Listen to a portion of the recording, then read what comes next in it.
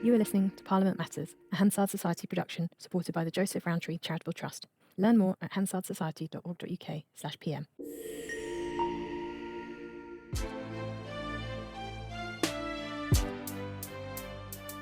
Welcome to Parliament Matters, the podcast about the institution at the heart of our democracy, Parliament itself. I'm Ruth Fox. And I'm Mark Darcy. And in this special episode, Black Books, Half Nelsons, and the darkest of political arts. We talked to political journalist Seb Whale about his new book on the secret world of the Westminster whips.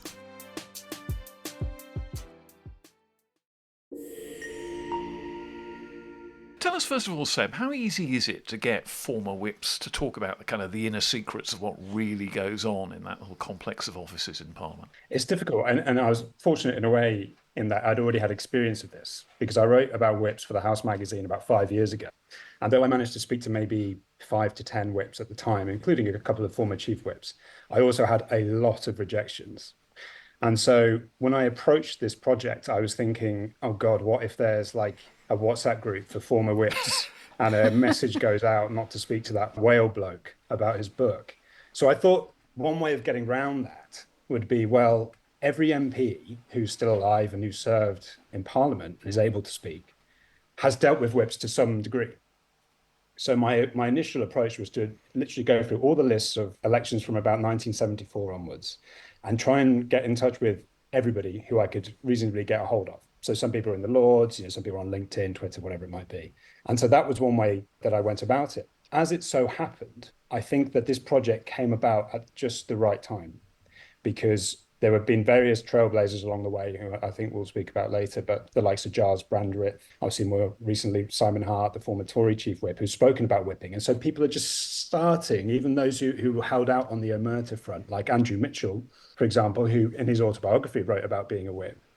It just felt like the right time to be doing this project. However, there were some people who still, would speak to me, but they had their absolute limits. So the way I got around that, I ended up speaking to, I think, 64 whips. So 64 people who passed through the whip's office. And obviously, because I was spreading far and wide in terms of my targets, if some people gave me one little bit of what happened during Margaret Thatcher's whip's office, other people gave me that little bit more. So some obviously were slightly less discreet than others. And so I just had to piece together this world, which is highly secretive, as you say, almost within its nature. I mean, quite a few whips said to me at the end of the interview, oh, I haven't been any use to you. But I always think to myself, well, actually, you've just corroborated this other thing that I've heard from somebody, or you've given me a lead into something else. So it was really by not being too targeted in who I went to speak to that I was then able to piece together this world that is otherwise hidden behind a pretty thick curtain. And part of the difficulty with the whip's office is the mystique around it, fostered by things like the House of Cards, the Michael Dobbs novel about a villainous chief whip that was then made into a TV series that was then picked up and Americanized by Netflix.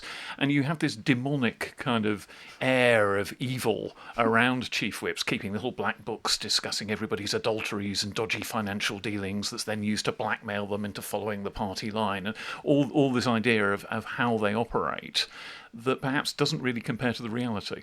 The truth is, it doesn't really do them any harm for that reputation to be spread around the corridors of Parliament, particularly when it comes to the new intake, because ultimately the chief whip and the whips in general don't quite have as much at their disposal as they once did. So their kind of fearsome reputation and the fact that they kind of have your career in their hands does lend itself well to at least initial obedience on behalf of the new intake. As you say, the reality is much different, but the whips don't necessarily help themselves by then keeping their world a secret. So, they could well go out there and speak in public and dispute all these claims about what they get up to, but they don't. And I think they do that partly for a reason. I think they deal with a lot of personal issues relating to MPs, and they don't want to talk about that because, naturally they want to keep these things within close quarters. But as I say, I think really, if it was that much of an issue for them, their sort of fearsome reputation, they would have done something about it. And yet somehow I think they quite like really this House of Cards style portrayal that they might have. And I suppose it's quite handy. And you said there, Seb, that the whips don't have as much at their disposal as they once did. And your book traces the changes in the powers of the whips and the sort of the roles that they now have. What do you think is the biggest changes that have taken place? There's loads of different components to it that I think are really interesting. One of the most enjoyable things for me going through the book when I was writing it is the increasingly incredulous responses of the new intakes to the whips induction briefings that they give out at the start of every parliament. And you begin with Humphrey Atkins, the then Tory chief whip in 1974, sort of scaring the life out of Malcolm Rifkind and co. And then about 20 years later, when John Major in 1992 wins quite a small majority, but majority, the new intake have different aspirations when they come to Parliament. No more are the knights for the shires, the people who are quite happy there to have jobs during the day, turn up at Parliament at night, drink some champagne and vote and go home again. And then you've actually got people with quite strong political convictions, obviously, in relation to things like the European Union and things and other such subjects. So they're more boisterous. At the same time, the chief whip used to have quite a role in even appointing peers, knighthoods, positions on quangos. This has been more centralized, which is a common theme that number 10 has assumed quite a lot of these responsibilities. Then you've got things like the change in Parliament's hours. That was quite a key cog in, particularly in the opposition's arsenal of weapons to hold a government to account or just to wind them up, frankly, to keep them there until the early hours. So that's another thing, because also, for the whips, that kept everyone together. And that's another theme that emerges over the course of the book. You have Portcullis House was created turn of the millennium. Ironically, with Ray Powell, who was a Labour whip, he helped quite a lot in that coming about, which gave lots more office space to MPs who otherwise were sitting on each other's laps to do their constituency casework. But it also fragmented the shared areas that they used to all congregate in. So you had people coming in with more aspirations, more political convictions, who perhaps hadn't done national service, hadn't served in the army, all these kind of things that generations ago politicians had done, and had more of an idea of what they wanted to do at and with Westminster, coalescing with the whips, losing some powers of patronage. And then also the modernisation of Parliament, which I think many people would welcome, nonetheless has taken away aspects of the control that the whips had over the operations of Parliament. And so it's very interesting for me to have charted the way in which those two things happened simultaneously, and then also politics becoming increasingly fractious. I mean, also social media's changed things. There's several instances during the book of whips, let's say, having an MP up against the wall and telling them what they need to do. If you did that these days, it wouldn't take much for an MP just to be able to tweet it out, this just happened to me, or go straight to a reporter, and the whips don't have quite as much hold over them as they once did to be able to stop them from doing that. Wasn't there that story a couple of years ago of, was it Chris Bryant was taking photographs and tweeting them in the lobby when he alleged that Conservative whips had got Conservative MPs up against the wall effectively on a vote, and that all ended up on social media. Now, I think it turned out that they were exonerated of bullying, but yeah, that's a sort of example of it's not also just your own side that's watching. Exactly. Yeah, that was on the fracking vote that eventually brought down and other things that brought down Liz Truss. And yeah, so much has changed in the last 50 years with regards to the whip's powers. But I think that can be overstated. I think we can say that too much. The whips still can decide how your career is going to progress in Parliament. And one of the striking things that comes through in the book, and you go through almost 50 years of moments of extreme whipping, the Callaghan government's ongoing struggle to survive, the Maastricht vote, the various travails over Brexit, the fall of Liz Truss, as you just mentioned, and all sorts of incidents we'll come on to in a minute. But one of the things that's really striking is this idea that for entry into the junior levels of government, at least, the whip's approval is pretty critical for the prospects of any MP. The whips will have a lot of influence on who becomes parliamentary undersecretary for paperclips and enters the government that way. Yeah, are they loyal in the Commons? Do they speak well? Are they good on their feet? All those kind of questions will come up for at least junior ministerial appointments. Yeah, and I really get the impression that, particularly during, say, Margaret Thatcher's day, that they more or less, they wrote the list and she just ticked. They really did have that level of control. As ever with these days, the other thing I didn't mention earlier is that, of course, there's just been a pooling of influence, I think, with regards to the whip's powers. So when it comes to the influence and predominance of special advisors, their influence on proceedings, particularly in number 10. Number 10 is now its own department, isn't it? In everything but name. So while the whips, at least one whip will be on what's called bench duty. So they'll be sitting on the front bench in the chamber while debates and what have you are happening.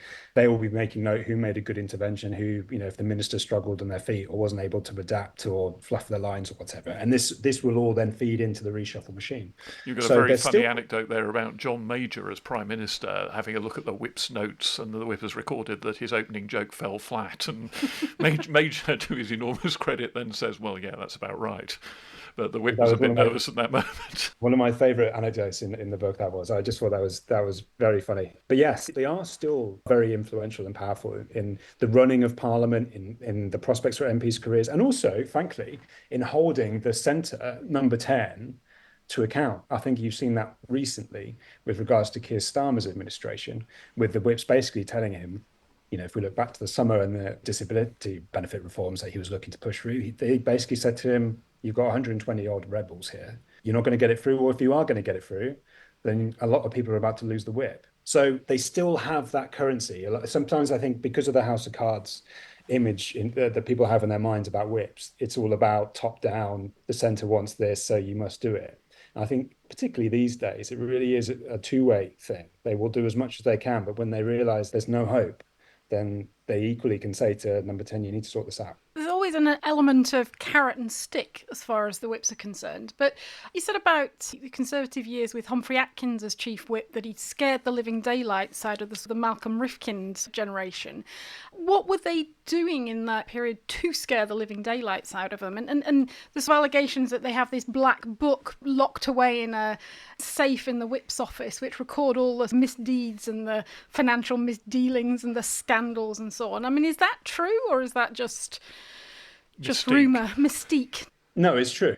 And don't let whips tell you otherwise. When I was Have you seen speaking it? to whips, yeah, I mean, when I was speaking to whips about this, some were like, "Oh, I can't talk about it," or they were saying, "Well, it's not a black book because it's not really a book." It's off-white. Or it's not. Yes, exactly. It's an Excel spreadsheet now. Yeah, but I think so. To the first part of your question, why do they scare the living daylights? Partly, you've got to think about. So that Tory whip's office, I can think off the top of my head. So it's Humphrey Atkins and Jack Wetherell, who obviously went on to become Speaker. Both of those men had served in the Second World War.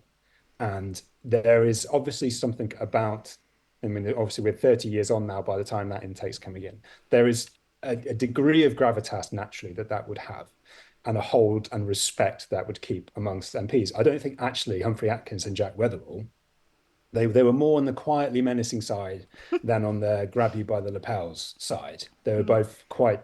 Or indeed anything else. Yeah. So I think that's a big element. The whip's office kind of had respect, regardless of who they were, because of who they'd been before they became parliamentarians. But then they also, they could get away with a bit more back then. That there was more, shall we say, things going on in corridors and perhaps veiled threats or not that veiled threats or bribes or what have you. Some people were offered knighthoods if they would vote a certain way. And with regards to the Black Book, there were, rumours when the second MPs arrived that, if you step out of line, you get into their Black Book. Now, the Black Book was actually an intelligence gathering mechanism. So what it was note taking. So all the whips would go out and write notes. So basically everything they picked up on their patrols of Parliament. And that could be just hearing that a group of backbenchers met in the tea room and they were talking about how they didn't like this or that amendment. Or it could be, I heard via so-and-so that this particular backbencher is having an affair. Now, obviously this seems intrusive. The way that the whips justify it is that they needed to be across all potential future developments that might affect the party, the MP and the Prime Minister. So if a minister was having an affair, that might get into the press and then, that might cause a scandal and that might be a threat to the government in some way. So they would be indiscriminate with what they wrote down. So I think sometimes when we think of the Black Book, it's predominantly focused on what used to be called the Dirt Book, which is just, so-and-so has a particular proclivity for this activity or whatever it might be. I think that is a component. As I say, don't let whips tell you otherwise, because it definitely was. I've heard it from the horse's mouth several times. but also it was about gathering as much intel as possible. It's important for the chief whip to be aware of any potential threat to the government, and therefore also the prime minister, who will find out from the chief whip. They justify it to preempt disasters and to facilitate what is ultimately their job, which is two-way communication between the rank and file and the upper echelons. Now, in the book, you go through rollicking accounts, really, of all sorts of, classic whipping battles across the years. Everything from the survival struggles of the Callaghan government to the trench warfare over the Maastricht Treaty and beyond. Which is your favourite? Which do you think amounts to being the most classic of those battles? Which one's those two that you just mentioned? I think 74 to 79 is one of the most extraordinary parliaments, certainly of modern politics.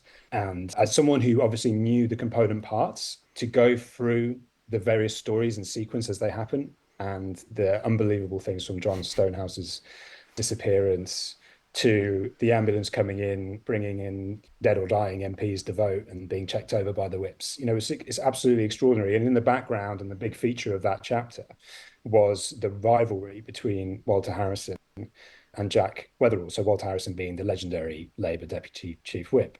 And thanks to you, Mark, I had this brilliant exchange between the two of them that you revealed in a BBC Parliament documentary in 2004. It was on the 25th anniversary, wasn't it, of the vote of no confidence vote, which brought down James Callaghan.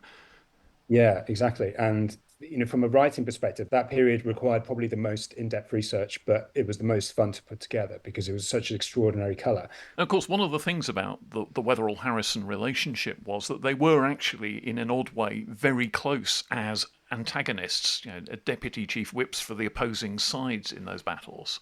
Yeah, and I think that was something that endured well beyond their time in Parliament. I mean, by the time of the vote of no confidence in 1979, one of them had served for 13 years in the whip's office and the other one for 12. So they were very experienced hands. Both sides, when Jack Wetherell disappeared from view in the Commons, the Labour whips would shout out to the rest of their team, find Wetherell, because if he was missing, something was afoot. They were planning some kind of subterfuge or some kind of ambush in Parliament.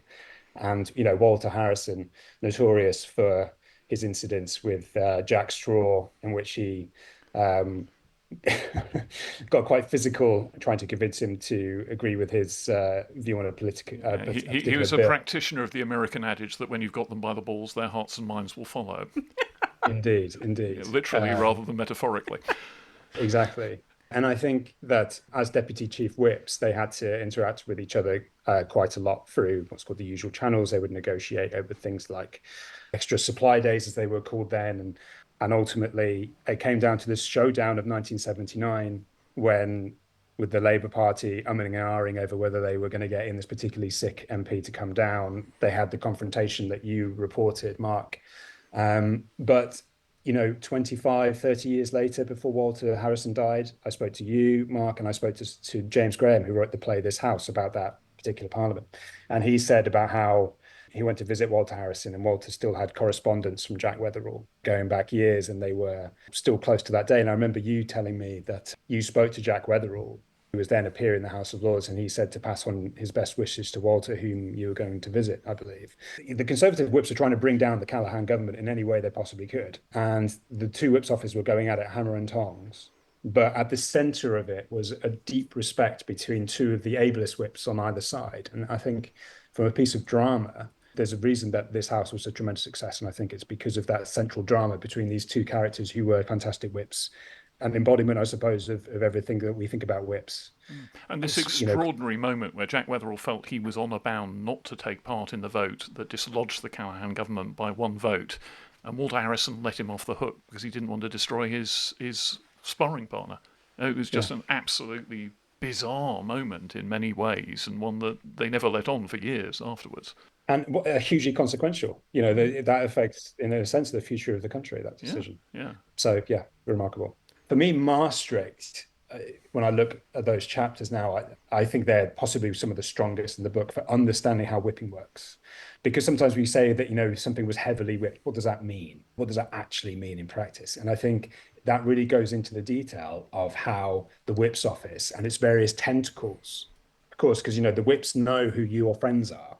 Because of all this intelligence gathering, they know who you listen to, or they know who you might be threatened by.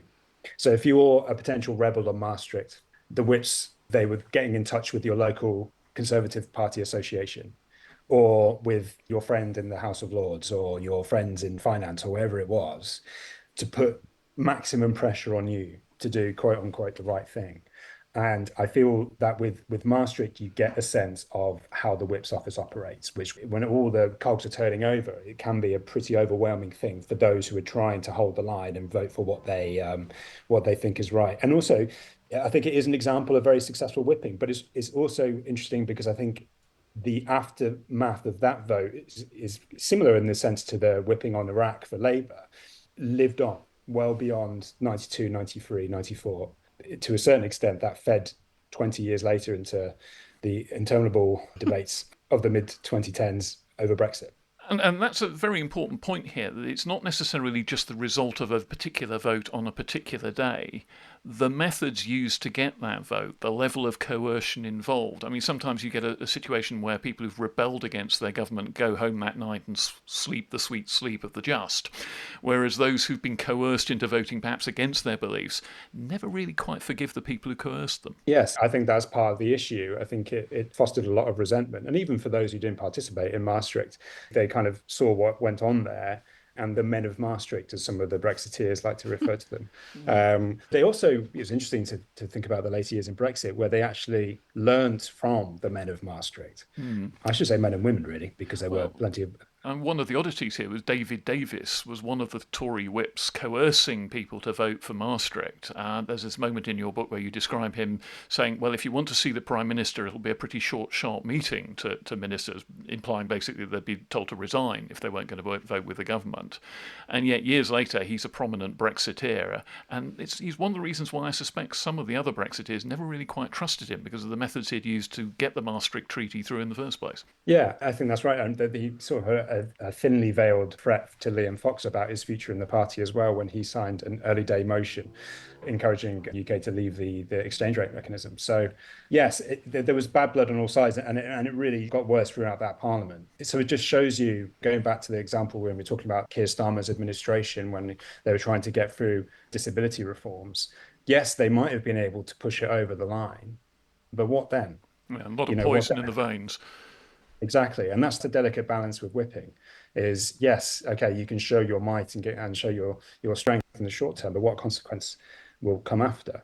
And of course, everyone's always wiser after the fact. But Maastricht is an excellent example of successful whipping, but also a highly consequential whipping.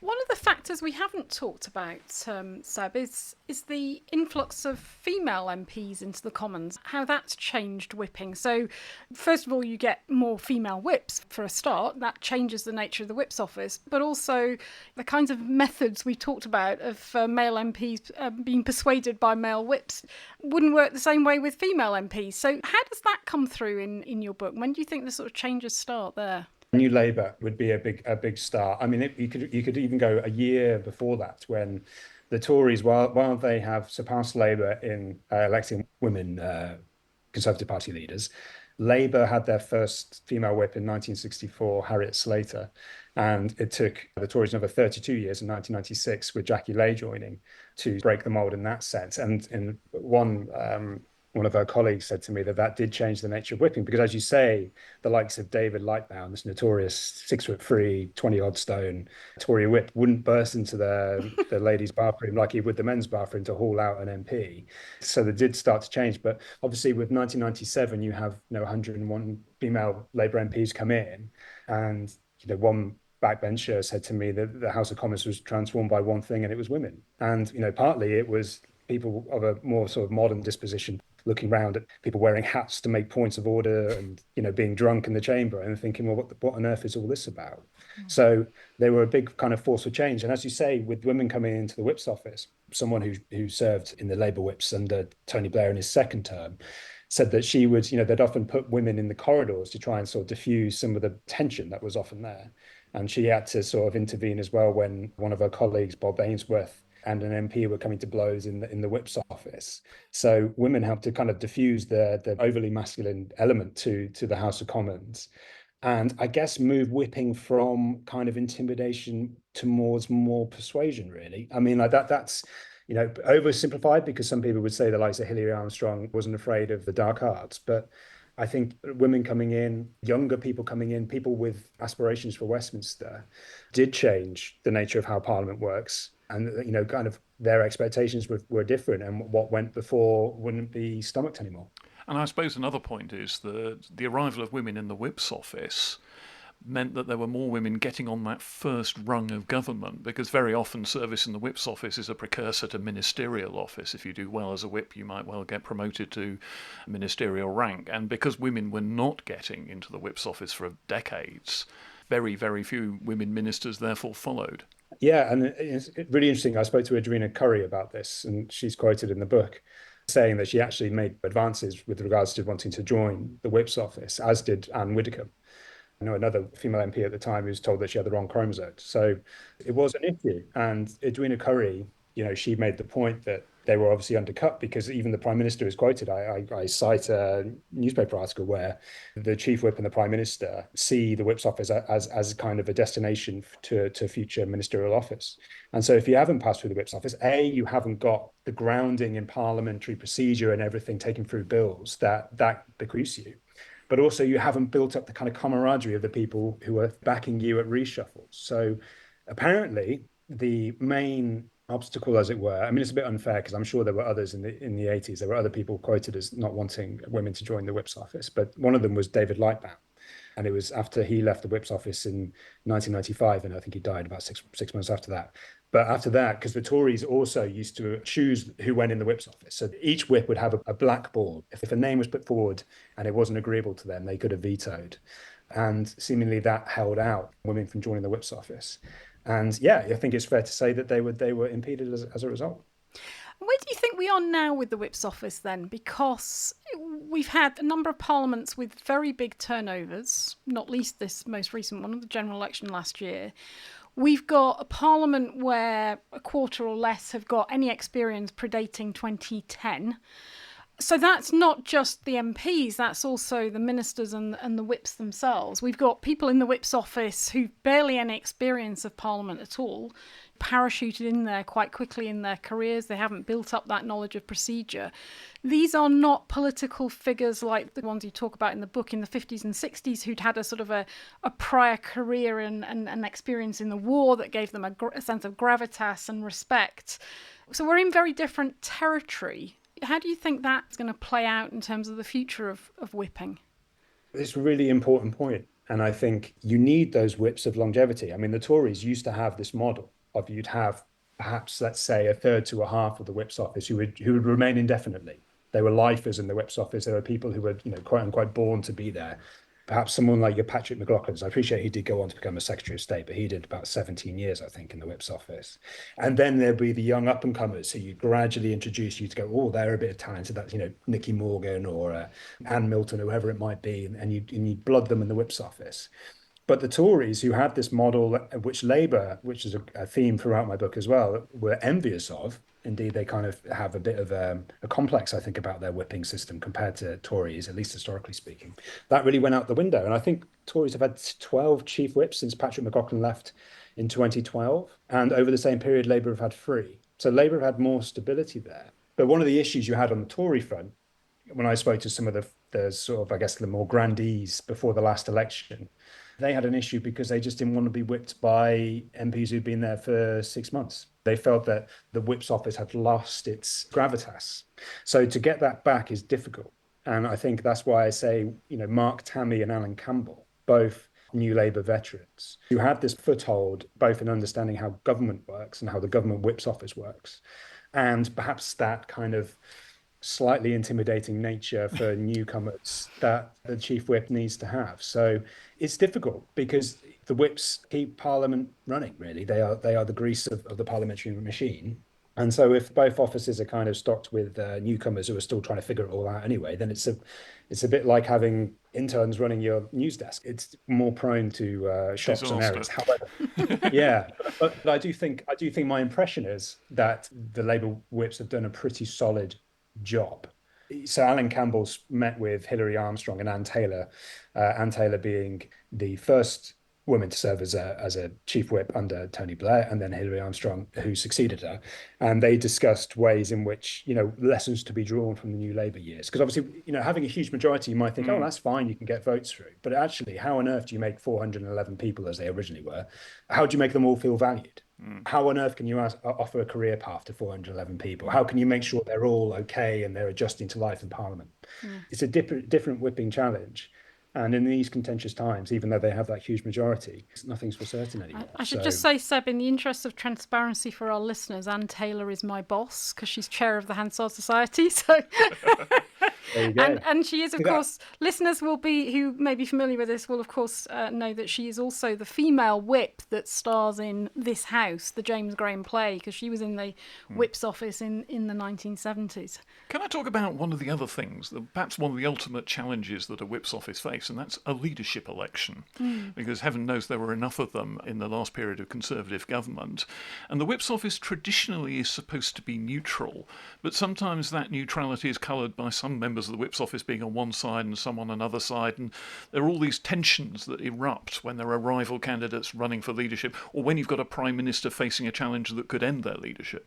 Yeah, it's a bit of a nightmare. And obviously the leaders have their own points of view and the chiefs have their own point of view. So Ted Heath in 1975 was dismayed when Humphrey Atkins said he was going to remain neutral in the contest that followed. And I think Heath kicked up such a fuss that Jack Weatherall in the end was kind of employed to sort of monitor the numbers. But they were outwardly neutral. And the reason for that, Humphrey Atkins's position, which was the same as Tim Renton's position and others, is that, well, if I show my cards now, then how can you come to me when you know where I'm at or what my views are? How can I be seen to be a neutral point of kind of refuge or interest for you if I've already shown my cards? You mentioned Tim Renton. He was the chief whip when Margaret Thatcher was in the dying phase of her premiership, and he was thought by some to be one of the arch plotters against her as chief whip. Yeah, I mean, the fact that Tim Renton abstained in the first round of the leadership ballot in November 1990 speaks volumes, because, the Prime Minister and the Chief Whip speak all the time. They're supposed to be very much in sync for that kind of relationship to work. It's got to be a frank relationship. It's got to be a relationship on trust. And I suppose ultimately you would imagine it's got to be a relationship in which one side backs the other ultimately. And he admitted in his memoir that he abstained in the vote. And then I spoke to people like George Young, who was the number 3 in the office at that time, and he voted for Michael Heseltine. And yes, and the whip's office was seen as kind of the big, quote unquote, conspiracy against Margaret Thatcher that, that brought about her defenestration. And again, that fostered a lot of animosity among Conservative MPs for years to come. But that was an interesting and fairly rare, at least in recent memory, situation where the Chief Whip and the Prime Minister really were not on the same page. Yeah, of course, later on in the demise of Liz Truss, you have the Chief Whip at the time, Wendy Morton, resigning over the bungled handling of a vote on fracking. And that was the final straw that ended Liz Truss's premiership, which perhaps was on a downward slope already. But certainly that was the thing that seemed to crystallise the problems she had in her premiership. Yes, extraordinary story what happened that day, because I spoke to Craig Whitaker, who's the Deputy Chief Whip, and I spoke to Wendy, who's the Chief Whip. And they both said it was an exemplary whipping day. Now, for those of us who know about Chris Bryant taking photos in the lobbies of all the commotion going on and how it ultimately led to Liz Truss's demise, that might seem a bit rich. But their point was they knew what the numbers were. 8 Tory MPs, even though this was a confidence vote, as the Whip's office had issued, it was on a very clever Labour motion, basically to try and reverse or oppose the government's stance on bringing back fracking. And the Tory Whip's office were like, well, we can't allow Labour to take control of the order paper. This is an absolute confidence issue. Free-line whip, vote against. They were very confident that they had the numbers, but somehow number 10, which both Craig and Wendy said had been more and more interventionist in terms of what the whips were doing. I believe that one senior member of her cabinet was ringing them up and complaining about the optics in the chamber. So there again, you've got friction between Whip's office and senior cabinet ministers and officials in number 10. And eventually, somehow the message got back to number 10. I believe it might have come from Graham Brady, the then chair of the 1922 Committee of Backbench Tory MPs, who believed that up to 20 Tory MPs could rebel and thus lose the whip, which would be not ideal. So anyway, disaster ensued, and then Wendy basically threatened to resign. And Wendy and Craig Whitaker had agreed, I report in the book, that if one of us goes, both of us go. So then there's had this huge back and forth with Liz Truss, but in various different offices around Parliament, in which they once more threatened to resign unless she issued a statement from Number 10 saying that basically it was their fault, their cock-up, which I believe at 1 or 2 in the morning did ensue. There being Number 10's cock-up. Exactly. So you can see the relationship between party leader and the whip's office is very important. And when it is fractured, or there is a perceived issue between the two sides, then I think you can feel that bleed out into Parliament. I mean, you could go back to Brexit and Theresa May and Julian Smith. I think Julian Smith, clearly he was her chief whip from 2017 to 2019, and he looked increasingly haggard, trying desperately in vain to get this Brexit bill over the line. But he was also knew privately that there was no way this was going to happen without assurances over the backstop and without wishing to go into all that again. I think Number 10 often think, well, you're the whips. I think that's what happened with Keir Starmer this summer. My impression is that Number 10 was like, well, you're the whips. So, if there's potentially 120 rebels, then, what are you going to do about it? And I think that for the whips office, they're like, well, no, it doesn't quite work like that. This has to make sense and it has to be for the good of the party. And I do wonder, actually, if some of the dynamics we've just been talking about could be playing out again. Amazing to relate that someone who's got such a massive Commons majority won so recently could be in trouble. But there is this feeling out there that Sir Keir Starmer's position is no longer totally secure, and you can't help wondering what his whips might end up having to do. No, indeed. And part of their jobs will be to be across any threat to his leadership. And it is extraordinary. It is absolutely extraordinary that we're sat here when he's won 411 MPs last year election. And in normal times, that would give you at least 2 terms, right? But these aren't normal times. And so the whips will have to be across those threats. And that would partly be why they were like, well, we can't allow for 120 rebels on the disability reforms because, if you bring that about, what could that lead to? That could bring down the government potentially. So, yeah, the whips have their work cut out at the moment, that's for sure. Well, Seb, thanks very much indeed for talking to us. Your new book is going to be out by the time our listeners hear this podcast. It's called The Usual Channels. I nearly said The Usual Suspects, but there's a bit of that as well in it. The Usual Channels, and it's published by Biteback Publishing, and it is a fascinating and indeed occasionally rollicking read. So thanks very much indeed for joining us on Parliament Matters. Well, I can't thank you enough. Okay, before we go, Mark, I've got a quick favour to ask our listeners. If you're enjoying Parliament Matters, please do rate and review us on Apple Podcasts, Spotify, or wherever you listen. It really helps others find the show. And spread the word. Share it with family, friends, colleagues. There's nothing better than a personal recommendation, and the bigger our audience, the more people will understand how Parliament really works. Finally, we'd love your feedback. Tap the listener survey link near the top of the episode show notes and tell us what you think. Thanks for helping us grow the conversation about Parliament. Parliament Matters is produced by the Hansard Society and supported by the Joseph Rowntree Charitable Trust. For more information, visit hansardsociety.org.uk/pm or find us on social media at Hansard Society.